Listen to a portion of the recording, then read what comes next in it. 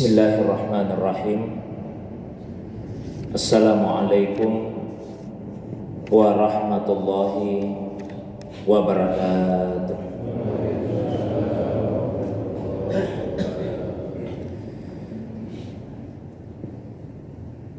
Alhamdulillahillazi ansala sakinata fi qulubil mu'minin. Wassalatu wassalamu ala sayyidil awwalina wal akhirin, sayyidil anbiya'i wal mursalin, sayyidina wa habibina wa syafi'ina maulana Muhammadin wa ala alihi wa ashabihi wa ala man ittaba'an nur allazi unsila ma'ahu ila yaumiddin, amma ba'du. Bapak Ibu hadirin sekalian, jamaah subuh yang semoga dirahmati, dimuliakan oleh Allah Subhanahu wa taala. Alhamdulillah, segala puji tentunya hanyalah miliknya Allah Subhanahu wa taala semata-mata. Salawat dan salam semoga tercurah kepada kekasih kita Rasulullah Muhammad sallallahu alaihi wasallam. Begitu pula kepada keluarga beliau, para sahabat dan juga pengikutnya yang senantiasa istiqamah menghidupkan sunnah Nabi sallallahu alaihi wasallam, menempuh jalan sebagaimana jalan yang telah ditempuh oleh Nabi sallallahu alaihi wasallam. Jamaah subuh yang dirahmati, dimuliakan oleh Allah Subhanahu wa taala. Insyaallah subuh ini kembali kita lanjutkan pengajian kita. Saya bacakan perkataan beberapa ulama yang terdapat di dalam kitab Ar-Risalah Al-Qushairiyah fi Ilmi Tasawuf, satu kitab yang ditulis oleh Al-Allamah Al-Arif Billah Abu Al-Qasim Abdul Karim bin Hawazin Al-Qushairi An-Naisaburi qaddasallahu sirrah. Beliau lebih dikenal dengan sebutan Imam Al-Qushairi rahimahullahu ta'ala. InsyaAllah subuh ini saya bacakan perkataan beberapa ulama yang berkaitan dengan takwa. Takwa itu adalah tujuan yang dikehendaki dari semua ibadah yang disyariatkan di dalam agama kita. Jadi ibadah apapun yang disyariatkan di dalam agama, tujuannya adalah untuk menjadikan diri kita sebagai hamba Allah Subhanahu wa taala menjadi hamba-hamba Allah yang bertakwa kepadanya. Itu kita bisa baca di dalam Al-Qur'an pada surah Al-Baqarah ayat 21. Ayat ini adalah ayat yang pertama kali di dalam Al-Qur'an dari segi urutannya, yang memuat sapaan Allah kepada manusia. Jadi sering sekali di dalam Al-Quran Allah menyapa manusia dengan beberapa bentuk sapaan. Sapaan Allah yang pertama kepada manusia di surah Al-Baqarah ayat 21. Di dalam ayat tersebut Allah berfirman, Ya ayyuhan nasu ubudu rabbakumul ladzi khalaqakum walladzina min qablikum la'allakum tattaqun. Wahai sekalian manusia, beribadahlah kalian kepada Tuhanmu yang telah menciptakan kalian dan orang-orang sebelum kalian agar kalian bertakwa. Kemuliaan bisa kita raih melalui ketakwaan. Semakin bertakwa seseorang, semakin mulialah dia. Maka orang yang paling mulia adalah orang yang paling bertakwa. Di dalam Al-Quran pada surah Al-Hujurat ayat ke-13 Allah SWT menegaskan, qala Allah Ta'ala, inna akramakum indallahi atqakum. Sesungguhnya yang paling mulia di antara kalian di sisi Allah adalah yang paling bertakwa. Maka bisa disimpulkan bahwa manusia yang paling mulia itu adalah Rasulullah sallallahu alaihi wasallam. Karena beliaulah manusia yang paling bertakwa. Nabi menegaskan, ana a'rafukum billah wa akhsyakum lillah. Saya yang paling mengenal Allah dan saya yang paling takut kepada Allah Subhanahu wa ta'ala. Jadi mestinya paralel antara pengenalan seorang hamba tentang Tuhannya dengan rasa takutnya kepada Allah Subhanahu wa ta'ala. Semakin mengenal Allah, semakin bertakwa juga ya seorang hamba tersebut. Semakin dia takut melanggar larangan-larangan Allah. Maka berkali-kali saya tegaskan, kalau ada yang menyatakan atau yang mengaku mencapai tingkat pengenalan Allah yang tinggi ya, tingkat ma'rifah yang tinggi, sehingga merasa tidak lagi perlu untuk melakukan amalan syariat, maka yakinlah bahwa itu adalah pengakuan yang dusta. Begitu pentingnya ketakwaan ini sehingga Nabi juga sering mewasiatkan kepada para sahabat beliau. Sebagaimana di dalam sebuah hadis yang diriwayatkan dari sahabat Nabi sallallahu alaihi wasallam, Abu Sa'id Al-Khudri. Haddatsana Abu Sa'id Al-Khudri qala, beliau bercerita, jaa rajulun ila an-nabiy sallallahu alaihi wasallam faqala. Datang seorang laki-laki menemui Rasulullah SAW. Kemudian ia berkata, ya Nabi Allah, wahai Nabinya Allah, ausini, beri saya wasiat, nasihati saya ya Rasulullah. Faqala, maka Nabi kemudian bersabda, alaika bitaqwallah wa innahu jima'u kulli khair. Hendaklah engkau bertakwa kepada Allah, karena itulah yang menghimpun semua kebaikan. Itu wasiat pertamanya Nabi. Hendaklah bertakwa karena takwa itu sudah menghimpun semua kebaikan. Wa 'alaika bil jihad fa innahu rahbaniyatul muslim. Dan hendaklah engkau berjihad, karena itulah rahbaniyahnya seorang muslim.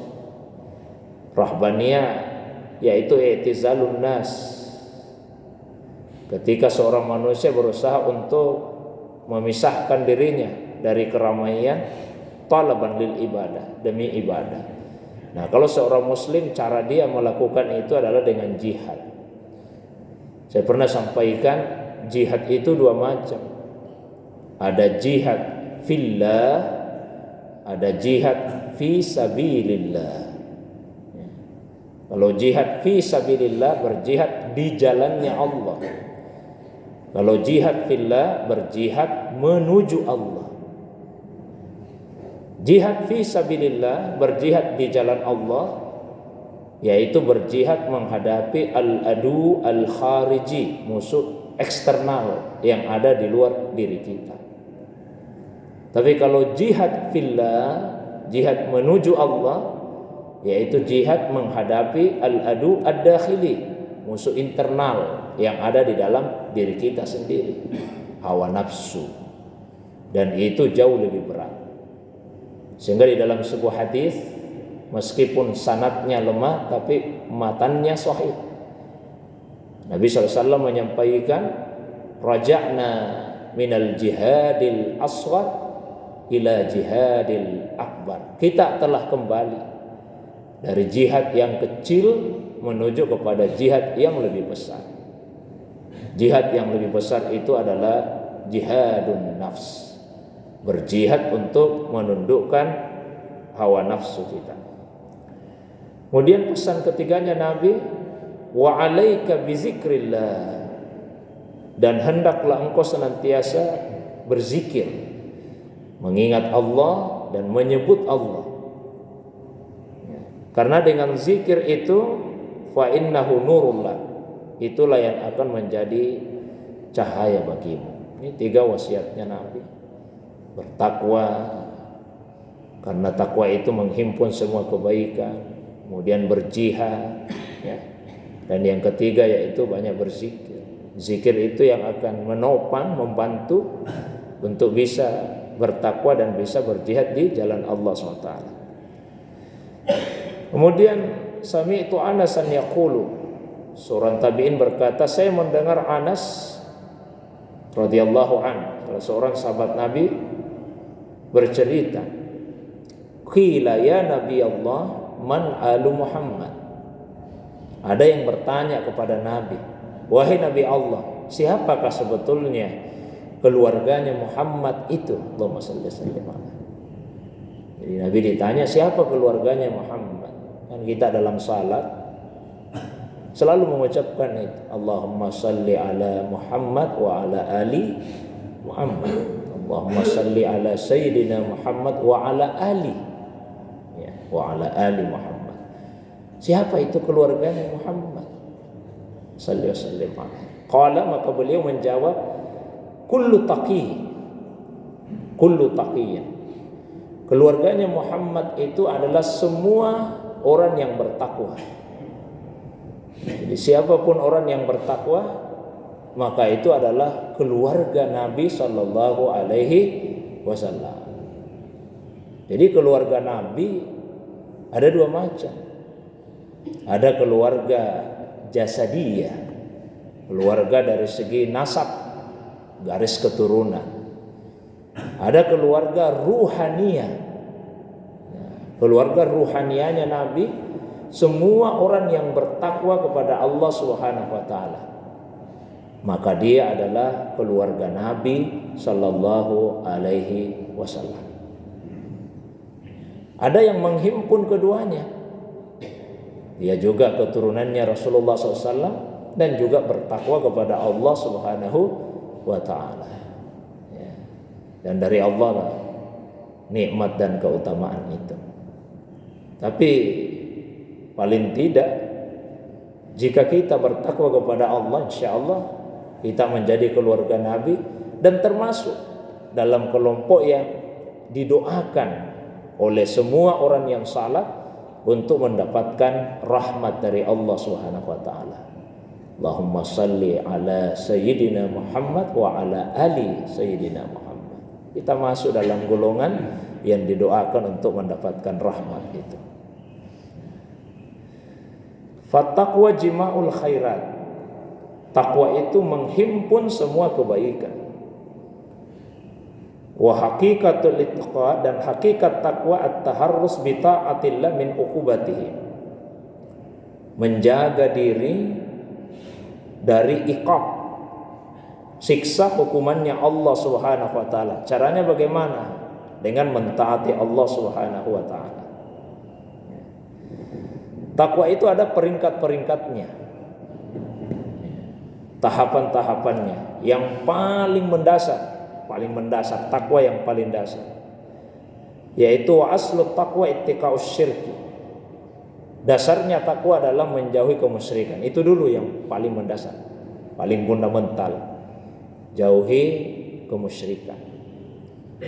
Kemudian setelah itu summa ba'da zalik meningkat, ittiqa'ul ma'asi was sayyi'at.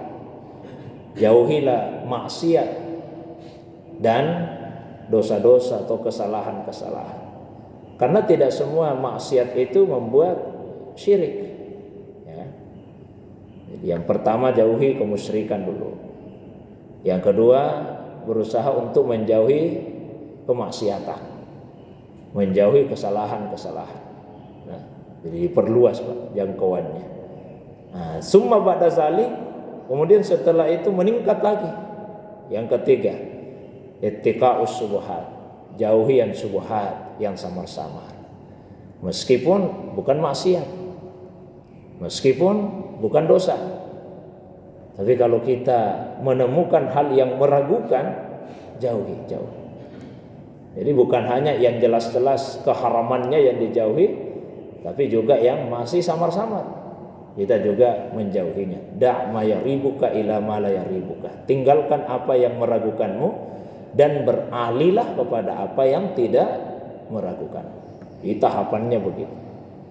Nah, summa ba'da zalik, ada lagi di atasnya itu, tarkul fadalah. Tinggalkan yang berlebih-lebihan. Sekalipun tidak subhan. Sesuatu yang jelas-jelas kebolehannya, tapi jangan berlebih-lebihan di dalamnya. Misalnya ada makanan, Pak. Ini makanan halal. Jelas-jelas makanan halal. Bukan makanan yang subhat, apalagi makanan yang haram. Tapi jangan berlebih-lebihan. Jangan berlebih-lebihan. Nabi SAW misalnya memberikan tuntunan, ma mala'a adamiyun wi'aan syarran min batni. Tidak ada satu wadah yang diisi penuh yang lebih buruk dibandingkan dengan perut. Di semua wadah kalau diisi penuh itu buruk, tapi yang paling buruk kalau diisi penuh itu adalah perut. Nabi kasih tuntunan, bihasbi bani Adam lukaimat. Untuk anak manusia itu kalau dia makan cukuplah beberapa suap saja. Jangan berlebih-lebihan. Cukup dengan beberapa suap saja. Beberapa suap. Yuqimna sulbah. Yang penting tulang sulbi itu sudah bisa berdiri. Sudah bisa tegak berdiri. Fa in kana la mahala. Kalau misalnya tidak bisa dihindari, fasulusun li ta'amihi. Maka bagi sepertiga untuk makanan, wasulusun li syarabi, sepertiga untuk minuman, wasulusun li nafasihi, dan sepertiga untuk pernafasan. Ada juga Pak, Bapak Ibu sekalian, kalau dia sudah merasakan enaknya makanan itu dia berhenti. Banyak orang kan kalau merasakan enaknya makanan dia tambah. Enak ternyata ini, tambah lagi. Tadinya ambil sedikit saja, begitu terasa enaknya ditambah. Jadi beberapa ulama sufi begitu terasa enak berhenti. Kenapa? Karena kalau dia tambah berarti dia makan itu karena mengikuti nafsunya. Udah nafsunya sudah yang dia ikuti. Apalagi ibadah, Pak. Ibadah itu jangan dilakukan karena mengikuti nafsu. Ada orang beribadah karena hawa nafsunya menyukainya. Wah, enak kita salat di Masjid Al-Hijrah. Nah, paham? Merdu sekali suaranya Pak Imam. Bagus lagi karpetnya harum, AC-nya sejuk. Wah, ini ibadah karena nafsu ini, Pak. Ya. Karena ibadah itu mestinya tidak disukai nafsu. Kalau nafsu kita malah menyukainya, ini bertentangan dengan hakikat ibadah. Ibadah yang benar-benar itu tidak disukai nafsu. Justru kita beribadah untuk menundukkan nafsu. Bangun di tengah malam untuk salat sendirian lagi, itu nafsu tidak suka. Kalau salat di keramaian nafsu suka. Tapi kalau salat sendirian tidak ada yang lihat, lagi enak-enak tidur lagi, cuaca dingin, turun hujan, kita bangun untuk salat, nafsu pasti tidak suka. Nah, itu ibadah yang benar. Tapi kalau nafsu malah menyukainya, wah, ini salah tujuan kita, niat kita dalam beribadah, motivasi kita. Ayo kita pergi umrah, enak sekali itu perasaan kalau kita pergi umrah. Yang merasakan enak itu apanya? Nafsu kita atau kalbu kita? Kalau kalbu yang merasakan nikmatnya ibadah itu benar. Tapi kalau nafsu yang merasakan enaknya ibadah, hati-hati. Kan di dalam diri kita ini ada nafsu, ada kalbu.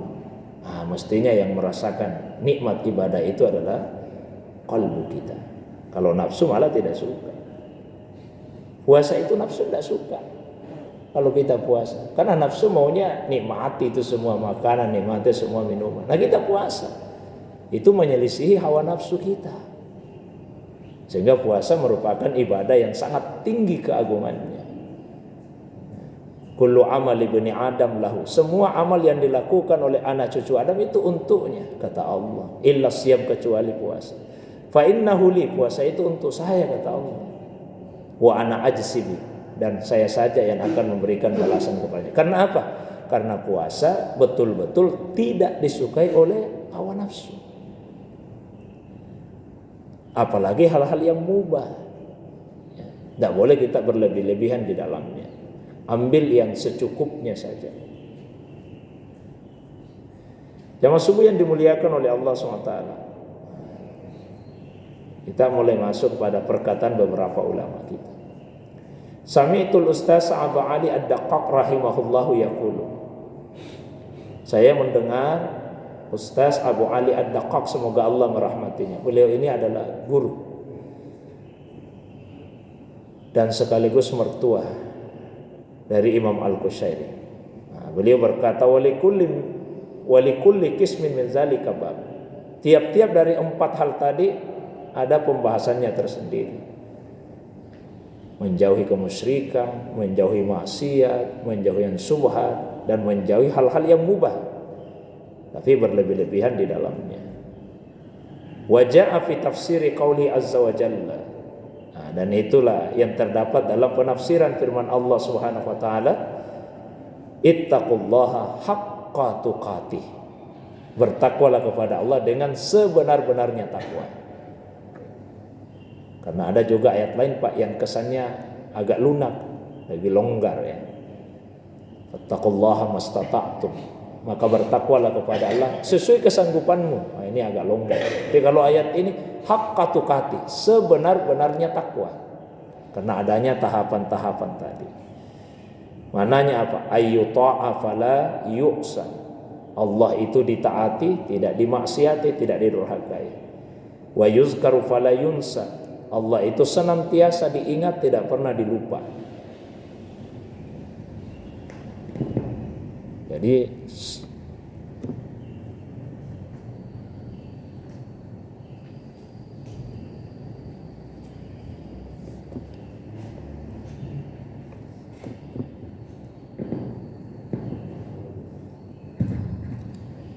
seperti itulah Rasulullah sallallahu alaihi wasallam. Nabi itu tidak pernah sedetik pun lupa kepada Allah, selalu ingat Allah Subhanahu wa taala. Aisyah radhiyallahu anha mensifati Rasulullah sallallahu alaihi wasallam dengan perkataannya, wa kana Rasulullah sallallahu alaihi wasallam yazkurullaha fi kulli ahyanihi. Dan Rasulullah sallallahu alaihi wasallam itu senantiasa ingat kepada Allah sepanjang hidupnya. Nabi itu tidak pernah lupa kepada Allah.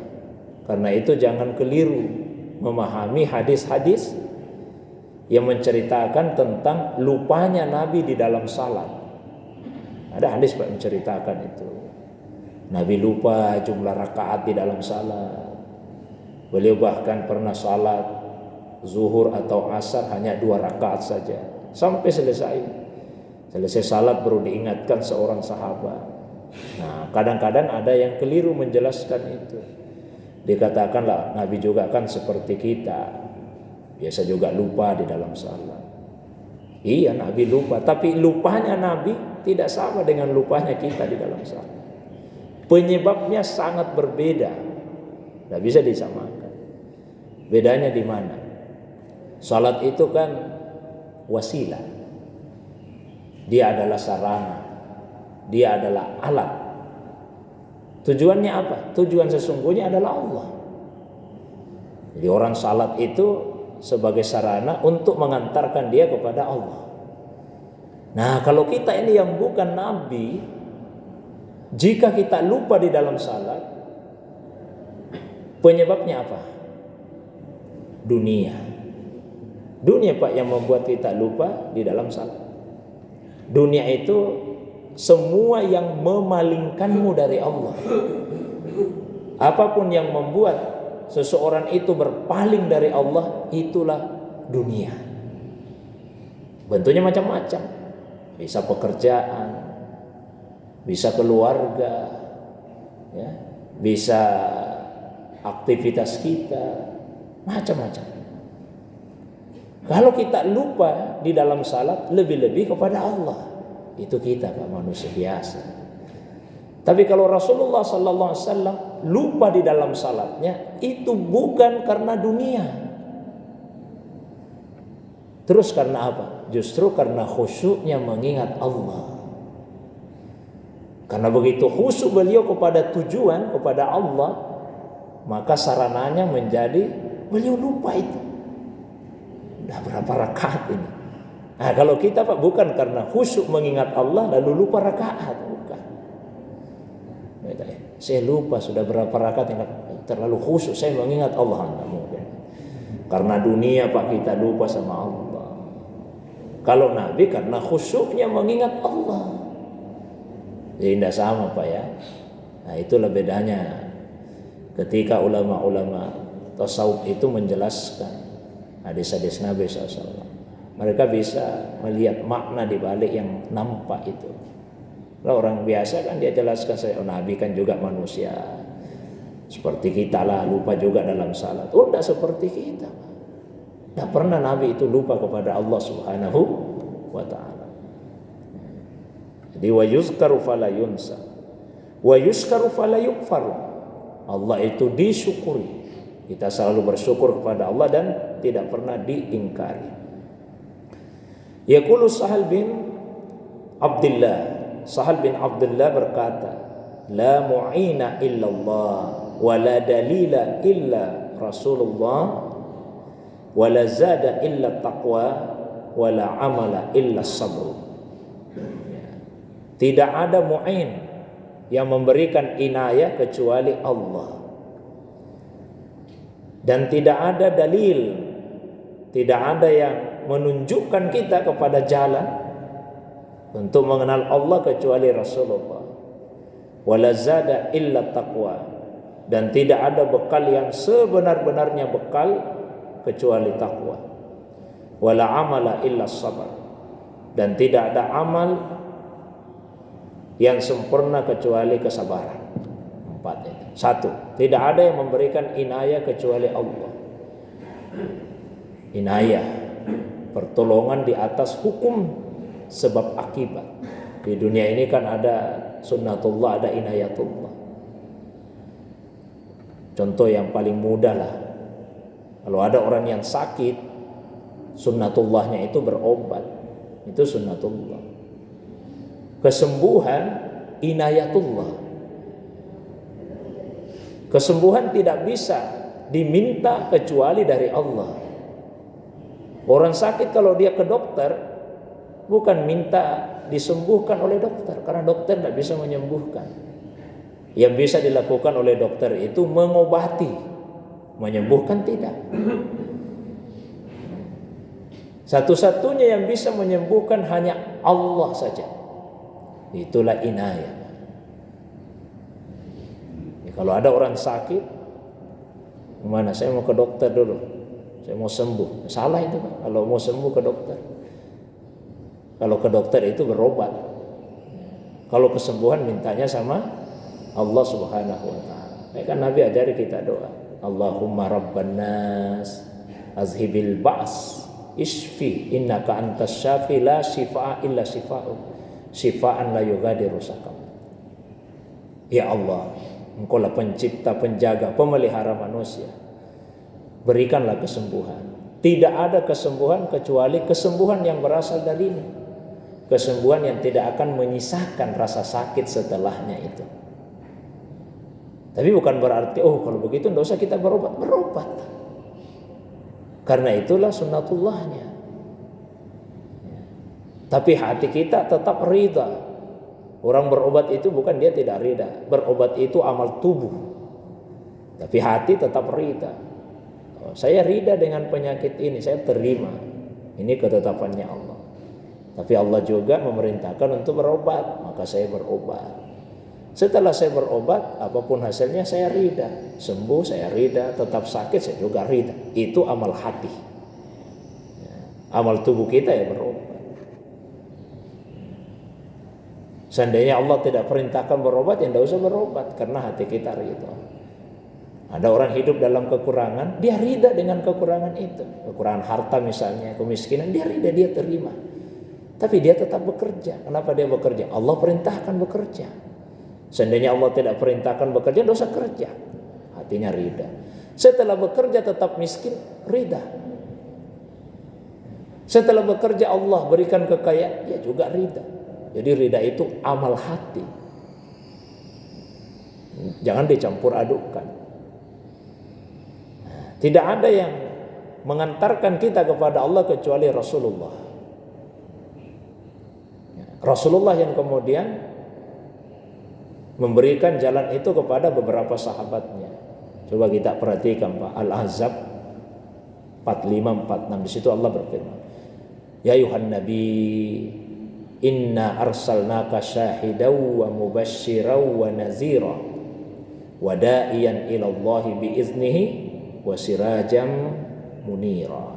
Wahai Nabi, sungguh kami telah mengutusmu sebagai saksi, pembawa kabar gembira, pemberi peringatan, mengajak kepada Allah dengan izinnya,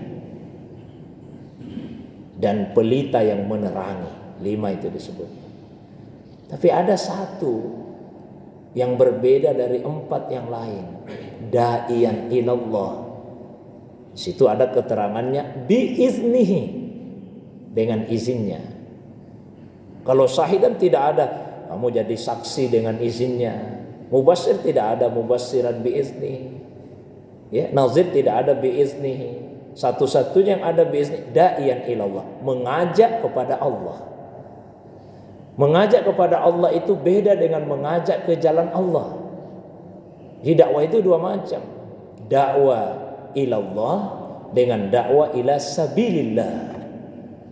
Mengajak kepada Allah dengan mengajak ke jalan Allah. Contoh ayat yang mengajak ke jalannya Allah di surah An-Nahl. Udu'u ila sabili rabbika bil hikmah wal mau'izatil hasanah wajadilhum billati hiya ahsan.